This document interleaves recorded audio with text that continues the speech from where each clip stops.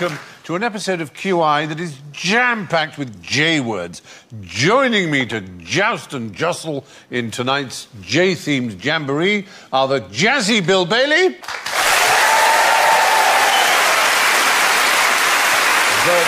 jet-propelled Jimmy Carr, the jasmine-scented Victoria Corrin,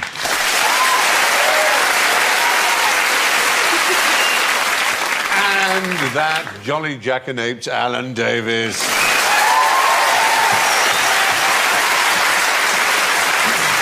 Now we have fantastically obscure and recondite J buzzers.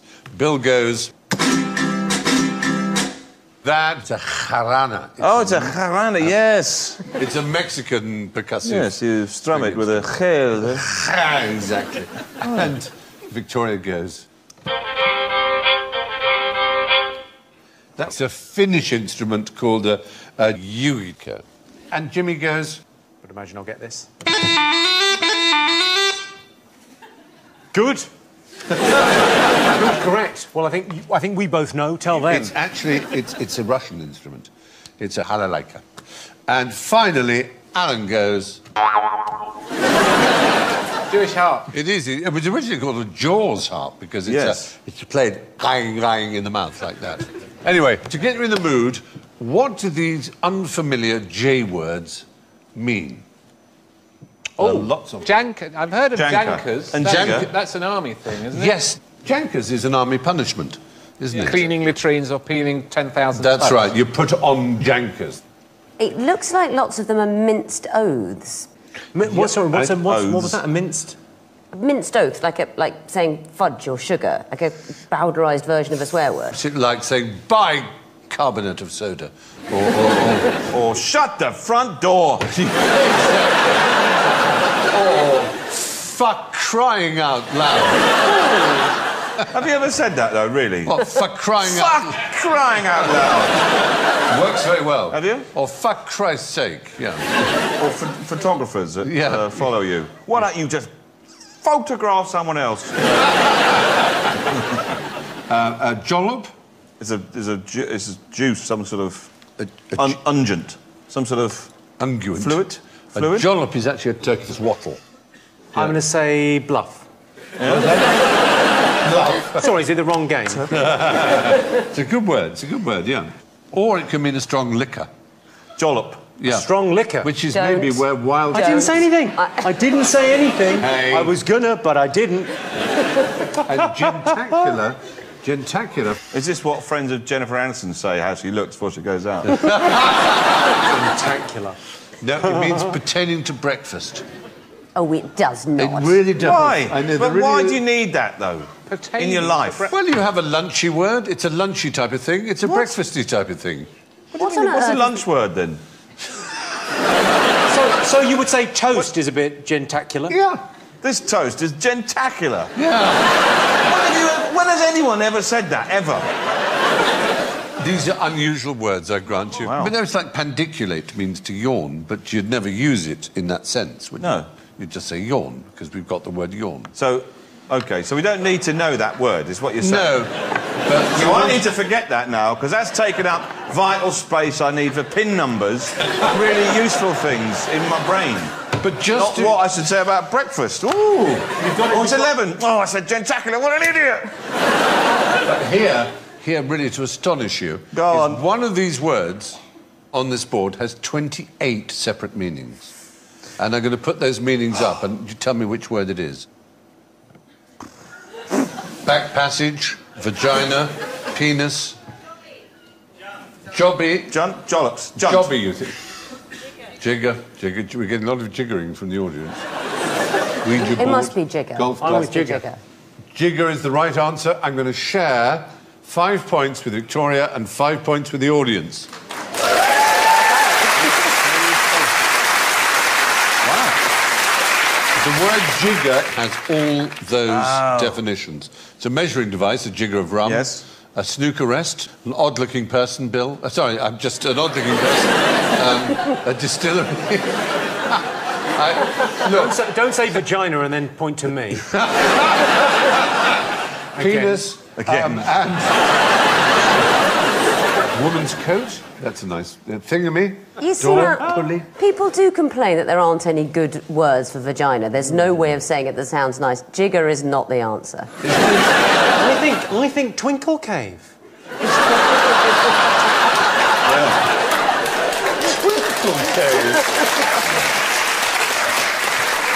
It's a less offensive term for a foo-foo. So, sorry. So, jigger is back passage, vagina, penis... Well, that's confusing flea, right there. straight away. So just stick it in a jigger. What? Yeah. You're going to have to be more talking specific, about love. jigger 1 or jigger 2? It's also a golf club, so if you ask your caddy, do you think I should pull my jigger out for this job? What do you think? Yeah, get your jigger out, rest it on your jigger, stick it in my jigger, mind the jigger. What about Ouija board? You're at a party and let's all put our fingers together on your jigger. It's moving. Is it doing that by itself, or are we making...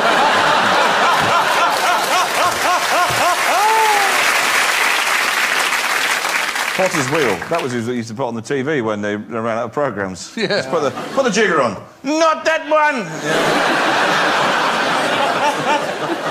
Anyway.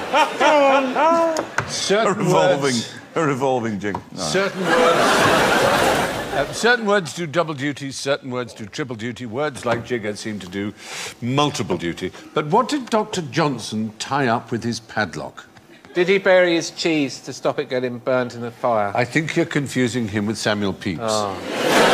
Who did indeed bury a Parmesan cheese in his garden. They're very valuable. In 1666, which was 60 years before Johnson. So he's the guy that did the dictionary, right? One of the many things he did, he wrote Rasselas, he was one of the greatest literary figures of his age. But he was physically, I wouldn't say disabled exactly, but he was a victim of many of the diseases of the age. Gout. Scrofula, gout, yeah. All that gout And things like that. What is scrofula? Scrofula used to be called the king's evil. Yes. And it's Inflammation of the jigger. that would more or less cover it. Sorry, I'm a question late, but I'm suddenly thinking about those meanings of jigger. Do you think that's where jiggery-pokery comes from? Oh, my goodness! It really might. That's true, in both senses. You could poke... I think you'll find it's more... Oh, no, well, it could be, I suppose, yeah, no, fine. Yeah. It could, if you're having fun on the farm, be piggery-jokery. Yes, there's a thought. But anyway, Dr. Johnson was half-blind and scarred by scrofula. Oh. He also had the usual array of 18th century maladies. Palsy, dropsy, gout, flatulence. He had massive white headphones. Yeah. And he suffered from OCD and probably from Tourette syndrome. He was... The man that wrote the dictionary had Tourette's. I've got to reread that book. He gestured wildly, and it seemed to be a tic, and we would probably now call it Tourette's. I think that's rather beautiful if somebody who suffered from Tourette's created the dictionary. I know, it is. Total verbal control. How lovely if Johnson, if he had that form of Tourette's where he couldn't control his spoken language, to make a dictionary. I think that's very poetic. It would be rather, wouldn't it? He was prone to seizures and outbursts. Himself. Yeah, he went to live with Mrs. Hester Thrale in Streatham. He was deeply in love with Mrs. Thrale, and he basically said to her, I have a padlock and chain, and at any moment when I seem to be out of control, I'm now giving you permission in advance to chain me up. Wow. I know a woman in Streatham that will still do that. Yes. And she's surprisingly reasonable. Sadly, what happened was that Mr. Thrale died, and instead of Hester Thrale marrying Johnson, she went off to Italy and married a very young, handsome Italian. And I don't know if that's sad for her. Sounds like that's gone quite well. Sad for Johnson. Was he prone to just lash out? To flail. He was prone to flail. So Dr. Johnson liked to be tied up and padlocked. When I say he'd like to be, I can quote you what Mrs. Thrale said about it. This is quite surprising and advanced for its age, yeah. She said here, says Johnson, a woman has such power between the ages of 25 and 45 that she may tie a man to a post and whip him if she will. And added the footnote, this he knew of himself was literally and strictly true. So he obviously did like to be whipped. I was tied up. Yep, that's right. So, there we are. What's the one thing we can all agree Hitler, Stalin and Franco got right and Mussolini got wrong? Mussolini surrendered. There's something the three mustachioed dictators loathed and detested, but that actually Mussolini rather liked.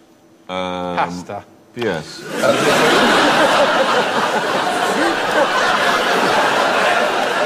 So you want about Simon Sharma? He'd never come up with that.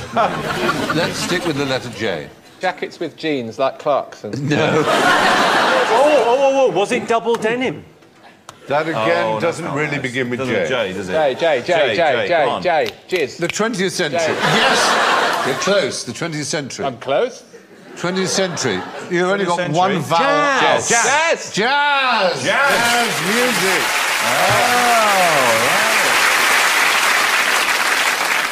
I disagree with this question, basically. Our very, very naughty people have suggested that Hitler, Stalin and Franco were right for disliking jazz. I personally love jazz. So you're saying that Hitler didn't like jazz? Not just didn't like it. The more I hear about this guy, the less I like it. I know. I agree.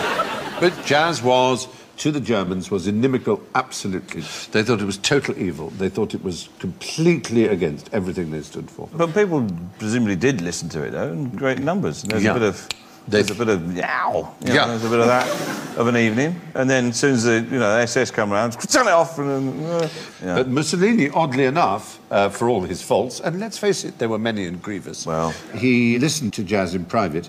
His son Romano was one of post-war Italy's most celebrated jazz musicians. He played with Dizzy Gillespie, Duke Ellington, and Chet Baker. You can't get much higher than that in the jazz world. I know what they mean, though. Just Bill clicking his fingers there, I felt the urge to do very bad things. But it is an odd thing. I got the best seat this evening. You got it. Is that how they would scare German machine gun outposts? They just creep up and they go, yeah. They're firing regularly and you fire syncopated. Yeah. But it was quite important. I mean, I read One for the Road and also spent a little bit of time in South Africa, and in both those places, jazz clubs are very important culturally. Absolutely. Oh, in South America, South Africa. Huge. Underground, illegal, like to be shut down with disastrous consequences for all who take part, but really quite important. So hard to imagine it being that. But it was a symbol of, like rock and roll, as rock and roll became, it became a symbol of defiance. And in Paris, it was hugely important, wasn't it? Wasn't that Hitler's thing with comedy as well? Well, he didn't like Jewish comedy because he felt like if you laughed with someone, and presumably the same thing with music, if you enjoy their music, you couldn't hate them. What you're experiencing there is cognitive dissonance. Cognitive dissonance is exactly right. I think you'll find your way. Take the audience and the ladies and gentlemen home through cognitive dissonance. Never mind them. Take me through cognitive dissonance. It's exactly what you described. It's the ability to hold two opposing opinions at the same time. They seem to contradict each other, but actually, yet humans can do that. Yeah. Here's cognitive dissonance. Here I am on QI, like you see on the television, sitting by there. It's quite nice. Everyone seems nice. I'm having a nice time. Yeah. And yet, we've had the question, what did Hitler get right? Which is exactly what my grandmother told me would happen if I went on television. Last night, I had an anxiety dream about coming on here. I was so terrified of it. And in the dream, I was sitting here, I think I was on the other side, and you were asking the question very sternly. No. Yes. The question was, why was the March hare so important to the Aztecs? And I didn't know the answer. And did they worship it? And the screams went, worship it, worship it. Which was absolutely terrifying. Stephen, ask the question, let's make it happen. Yes, come on. I'm such an amateur, I didn't even Google the answer. That's an amazing dream. It is a good dream. That's very specific. You know, it's not like, I mean, I dream, I went up to the shops and bought some milk and some bread, and I wake up, I go, oh, where is it? And I thought, I'm sure I went up the shop and got it, but clearly, that's a crazy dream. Must have been that blue cheese I had last night, but that's really... Bill, definitely the blue cheese was the issue. Yeah, OK, all right. Blue cheese. Were you actually asleep?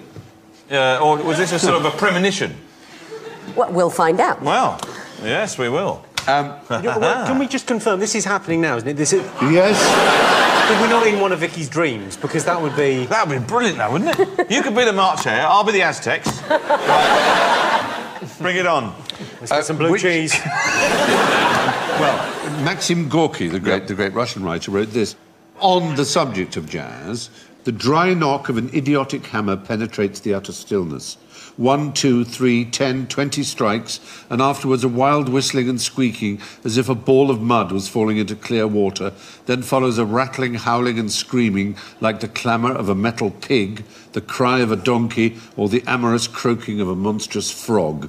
The offensive chaos of this insanity combines into a compulsive, pulsing rhythm. Listen to this screaming for only a few minutes, and one involuntarily pictures an orchestra of sexually wound-up madmen conducted by a stallion-like creature who is swinging his giant genitals. I am now having an anxiety dream. That's a description of Jedward, isn't it?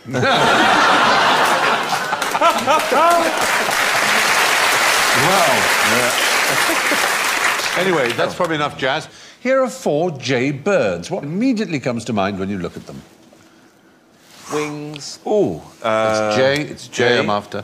There is something that allows you to recognise them that a bird spotter would call their... Jizz. Yes!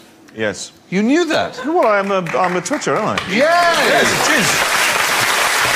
Quite right. Jizz is an acronym, not... Don't think of where you might think it's going. It's the general impression, size and shape. And it came from, being able to spot planes in the war.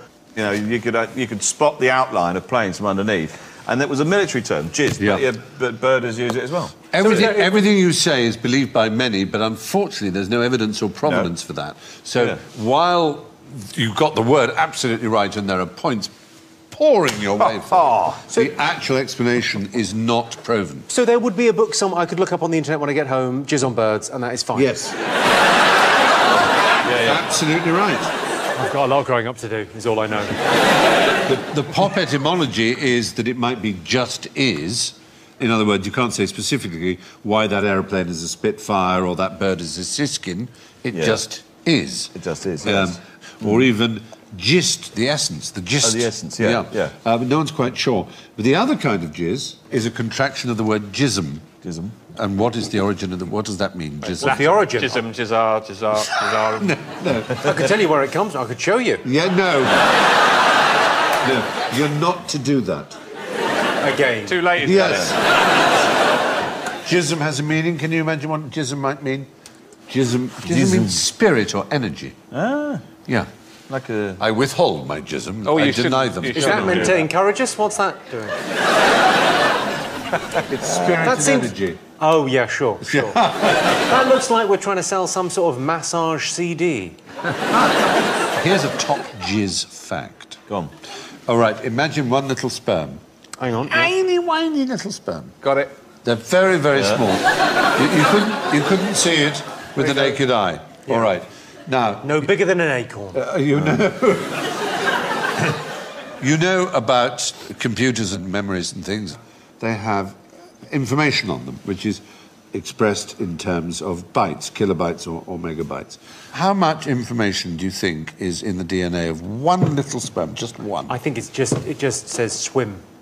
So that would be what, 1 bit? 1 bit. 1 bit. 1 bit of information, swim that way. Either 1 bit or 1 trillion bits. It's 37.5 megabytes. Oh. Which means that a normal ejaculation... Talk about your hard drive. ...represents... Is this just after you've logged off? Yeah. Just going to plug in my dongle, Bill. How many more of these can we go over the cliff? As long as it's not a floppy, that's You can still hold a lot in a floppy. Yeah, you can. But a normal male ejaculation, if there is such a thing... I came here to talk about the Aztecs. Will you accept my personal apology, Victoria? Is the equivalent of 15 15,875 gigabytes. That's 15.8 terabytes. That's about 7,500 laptops worth of information in one ejaculation. It's gone to waste, just thrown away. Terrible. Well, not necessarily. Down the end of a sock.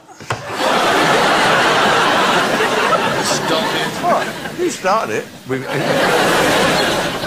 Yes. Jizz, as you knew as a bird spotter, is that indefinable something, the shape, the gait, the outline that allows you to identify a bird. But we have the 4 birds we showed you. You're going to say we have some jizz. No. We have some birds you can identify here by their jizz. We literally do. We literally do. Oh, look. Yeah, they all begin with J, that's your clue. Oh. I'm going to say that's a jayhawk. No, that's not a hawk, is it? Look at it. I mean... What do you say? How is that a hawk? That is a hawk. Down and picking up a rabbit? That's not... That is to scale, Bill. That's the size of it. Right. Oh, it's a long way off. Have you It's seen massive. a hawk's beak, an eye? A hawk's, but yes, it's A not hawk a has common got hawk. It's a raptor. That's not a raptor, that's a flipping flycatcher or something. You are very good. It's a flycatcher. It's a flycatcher, there you go. Yeah, He's good. Well, I was... Yeah, don't mess with the jizzmeister. Hey, I was second on that. No, you weren't. I came second. Rubbish. Close. A hawk? You just mentioned the type of bird. Right, That's OK, not well, coming stick up the second. next one. I'm pretty sure... That is just... In medieval times, did they go out with them on a gauntlet? That is just- Fly! That is called a Just- blacktail. Bring me a fly. Just to finish it, that was a flycatcher. It was a Juan Fernandez tit tyrant. God, here we go again. Wait a minute. Tyrant, A Juan Fernandez tit tyrant. Crested, spotty-chested member of the Tyrant Flycatcher A Company. spotty-chested member. Yeah. There are points for knowing where the This is Juan some- Fernandez Islands are. Juan Fernandez. Breastcock Lane?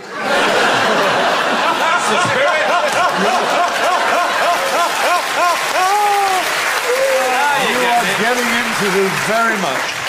The Juan Fernandez Islands? Brazil. It's somewhere in South America, somewhere. Yeah, Chile. Chile, yeah, right. Fair enough, yeah. OK, the Okay. next bird, this black one here. This is some sort of... What is that? A bird of paradise? Was it? No, Got what is that? massive green feet. It's a weaver bird, in fact. If I tell you it's a weaver bird, you'll probably know it comes from... Yorkshire. A weaver bird. Yeah. African bird. It's Jackson's widow bird. Jackson's widow bird. The next one, OK. at least name the type of bird The it is. jabiru, it's a stork. And it is a jabiru. Jabiru, Correct yes. answer. Yes, of course. Very good. This man is good. That is a jabiru, it's a stork, and it can be 5 foot tall with a 9-foot wingspan. It's a hell of a stork. Well spotted, and this man is impressive. Oh, thank you. OK, and the last one. Oh, it's very punk rock. It's from... I would say it's from the 70s. Jedward.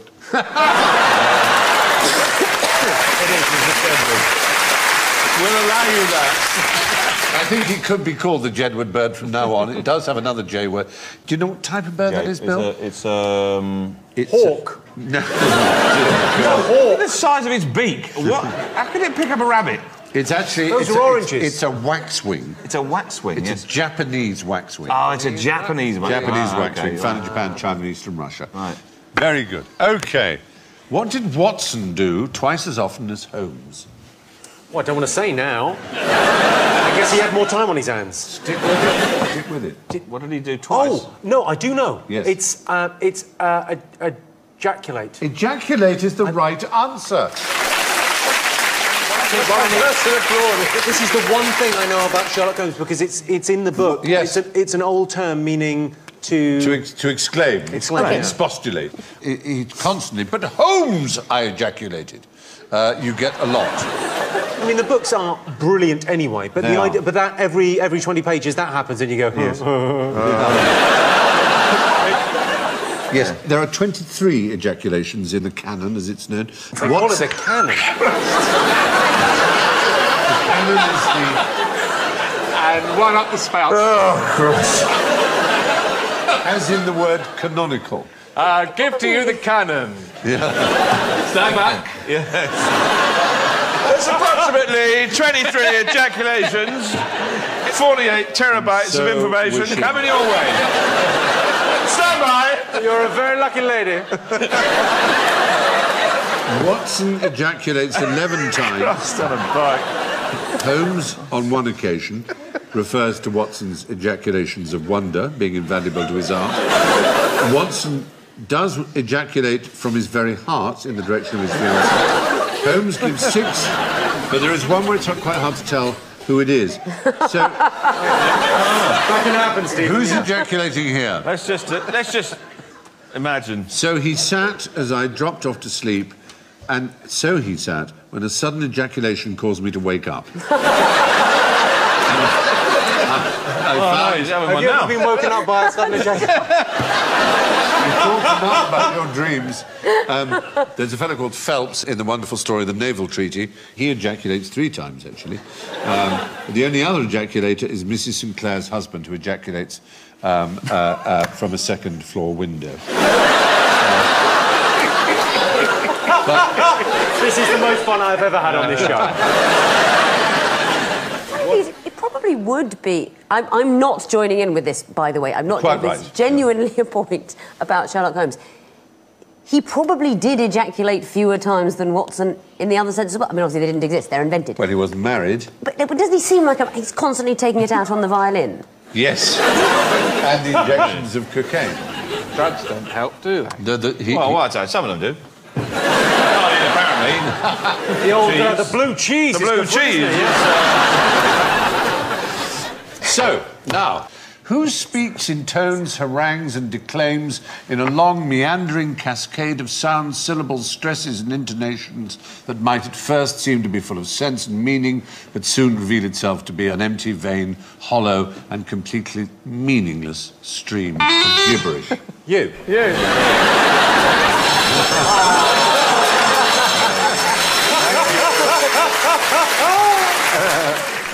Yeah. So who speaks a stream of gibberish that sounds intelligent? This is a technical term used by people who study such things to describe a stage of speech.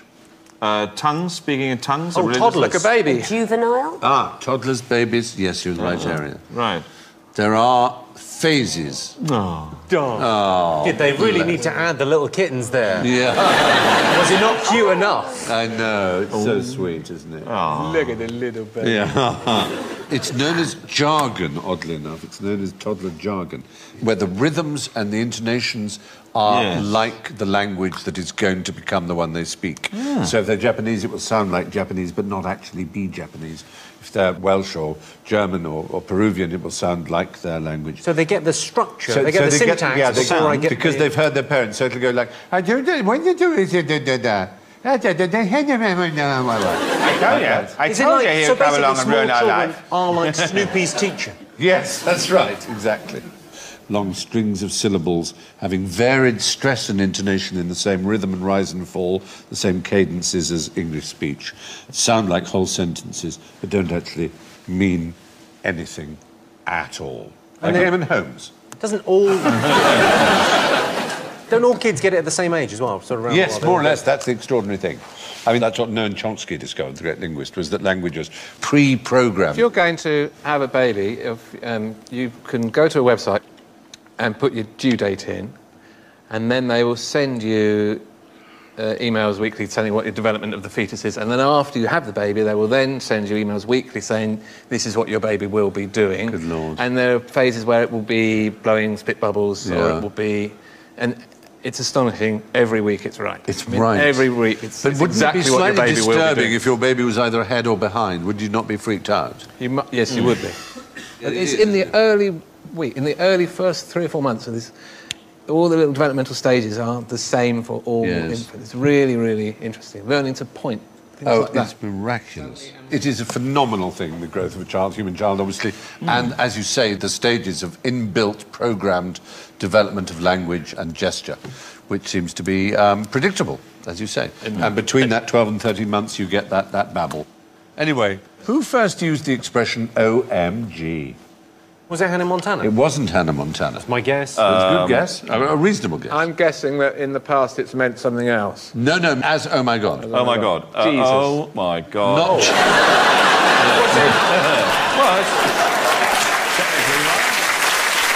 No, this is genuinely use of OMG in a communication. Is it going to be on a Morse code? No, though, funnily enough, you're in the right area. It was military. Kissinger? It's not military, naval. It was two of the great naval figures of the First World War. Who was the First Lord of the Admiralty during Churchill. I have no idea. Churchill, Winston Churchill. But the great Lord Fisher, in 1917, wrote a letter to Winston Churchill saying, I hear that a new order of knighthoods is on the tapis, meaning on the carpet. OMG, shower it on the Admiralty. So there you are. Oh, my God. What year was that, sorry? 1917. OMG. Yeah, That's OMG. a really good fact. That's a good fact, isn't it? Can we be certain he meant, oh my God? He might have meant Yes, no, he definitely did. He put oh my God in brackets afterwards. He wrote OMG that brackets. rather ruined the point of abbreviating. I know. But as he But was the first user, I guess he had to explain it. OMG, by which I mean, of course, the longer expression, oh my God. Oh, my God. Eric Partridge's Dictionary of Abbreviations in 1942 contained dozens of SMS-friendly examples, such as AGN for again, MTH for month, and GD for good. So they pre-existed. But I heard someone vocalise lol. I actually heard someone said lol as opposed to laugh. There's two kids in the street, you know, I told them, you know, she went lol like that. Rather than laugh. Yeah. That's just some horrible post-Orwellian nightmare. How amazing is that going to be at stand-up gigs if people just, an audience starts going, lol. Yeah. Let's just try it. No, after three. I'll just say the word lol with as little expression as you can. Here we go. 1, 2, 3. Lol. That's the... Tim Minchin has actually suggested that because people don't laugh out loud when they say lol, that he suggests MAS, mildly amused smirk. Which would be quite good, because that's what happens. Nelly is another one that you could have. Yeah? Nelly, N-E-L-I. Not even laughing inwardly. But you'd be impressed to know that in 1659 is the first use of to unfriend, which we thought was a modern Facebook phrase. But to unfriend was used by Thomas Fuller, who wrote to theologist John Heylin, I hope, sir, that we are not mutually unfriended by this difference which hath happened betwixt us. Yes, and then I believe his friend wrote back that he liked that letter. Yeah, he liked that. Anyway, where do Arabic numbers come from? Oh. What's that? I don't know. Interesting fact, though, the Oasis is about 110 miles that way. No, that's the chart position in... in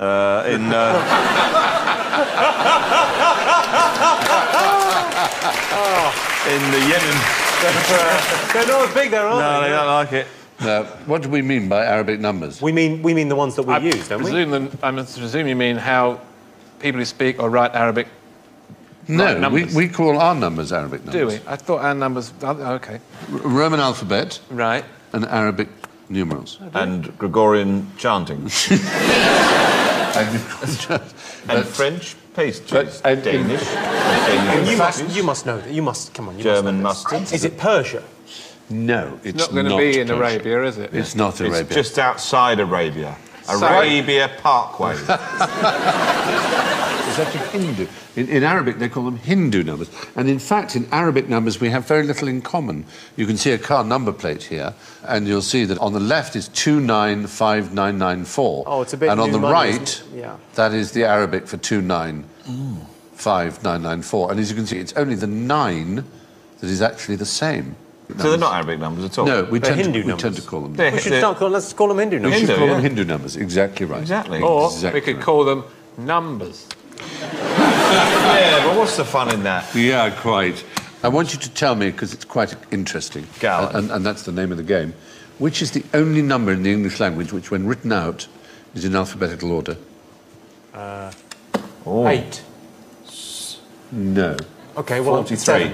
8 is good, but I comes after G. OK, I'm going to have to guess because there's not enough time and I'm dyslexic. I don't know. 1, 2. 2. No. 3. O comes before T. So they have to be in alphabetical order. I see. Ah. Yes, that's... 40. 40. Yes! Well done! Yeah, so Very good. Were you going through all the numbers? I was going through all the numbers at the same time that you were. Yeah, We've got just it. counting. Yeah, 40 is to 1. Yeah, Alan was on 3 when you said. And you three were all talking and we're still going. Counting. All right. What's the most difficult word to guess in hangman? Whatever you've got written there, I can tell you it's cull. Cull? Doesn't matter what you've got written, C-U-L-L. In the number of letters you get in hangman, nobody ever says C or L. They'll go for U when they've gone through the other vowels. Then they've got blank U, blank, blank, and one turn left. That's really good. If you're going to play hangman and you want to have a bet on it... OK, all right. Have you played hangman for money? Yes. Who plays hangman for money? She bets on anything. You bet on... I was about to say I've done everything for money, but I know what you do with that. I really appreciate it. So, cull. OK, I think it might be something without any vowels. So, No, because they go through the vowels, and if it's not there, oh, no vowels, must be rhythm. Yes, but this is a 4-letter word. So it might be lynx or onyx in that case. Oddly enough, though, someone has been very scientific about this, which you would appreciate as a games player. This person designed an algorithm to arrive at this conclusion, and he basically simulated 50 hangman games for every word in the dictionary. That's 90,000 words, nearly 5 million games. He then took the 1,000 trickiest words, ran the game 3,000 times on each. In total, he played nearly 15 million games to reach the conclusion that actually the hardest is the word jazz. People just don't get the word jazz. Really? Or possibly jizz, but never, no one knows if we tried never jizz. guessed Z. The other words were hajj, H-A-J-J, which is a difficult one. Jazz, lynx, apparently. Buzz was also difficult.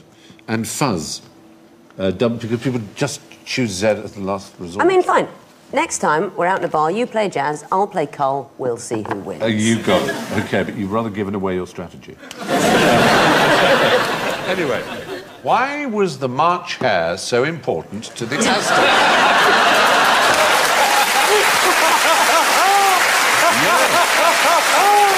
You see? Thing is, Victoria, whatever you dreamt was the answer is the right answer. Yeah. No, but I know the answer isn't, did they worship it? Because... I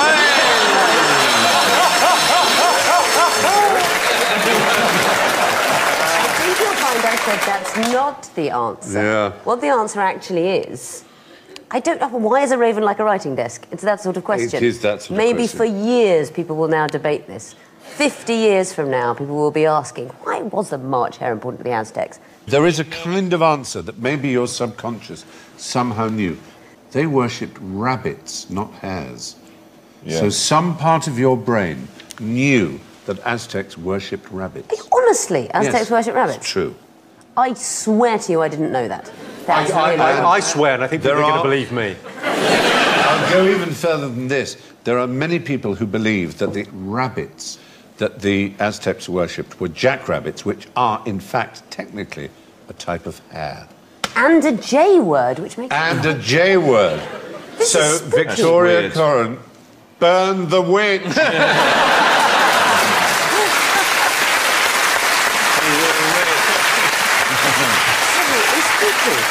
You didn't see that one coming, and yet you did. And I dreamt a thing that I didn't think I knew that you say is nearly a fact beginning with J. Yeah. This world is far more mysterious than we give it credit for. Isn't it just? Anyway, now we come to our exciting jolly jape. I have a jigger device. Alan, you're going to have to help me with this. This is a device for fishing in the Inuit world of the Arctic, where, as you know, you think of ice fishing. They pop a hole in the ice and they sit forlornly with a little fishing rod, hoping for a fish.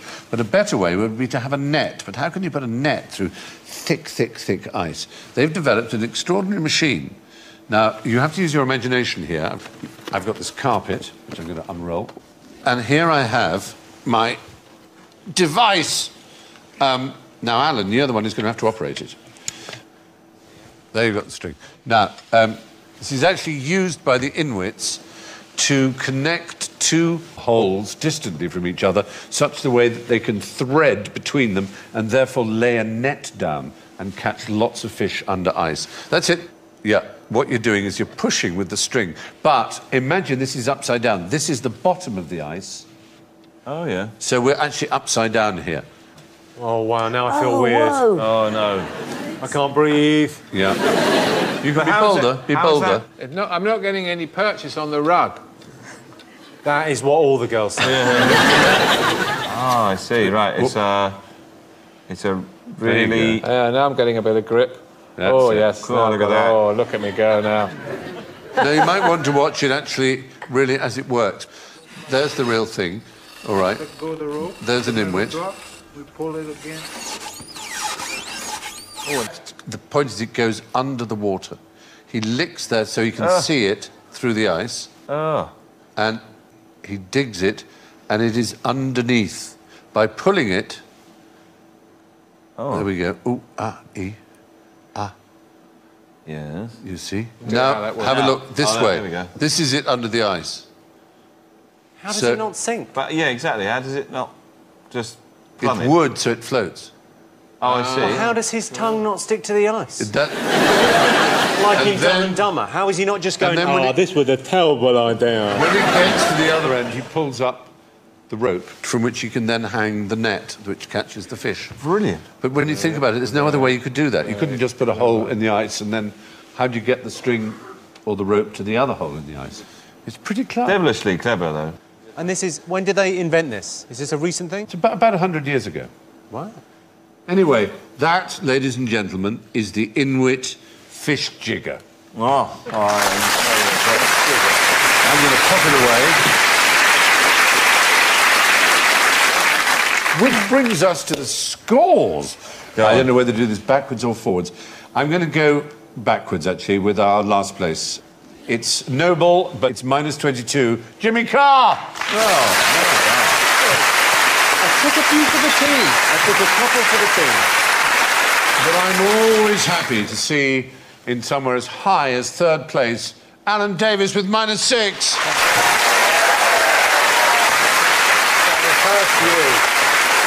And this is astonishing. With plus 10, Bill Bailey. Really? First time out?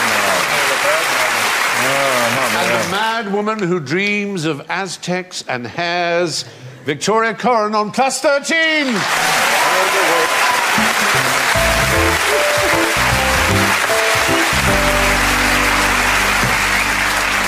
Well, that's all from Victoria, Jimmy, Bill, Alan and me. Be gloriously good to each other. Thank you and good night.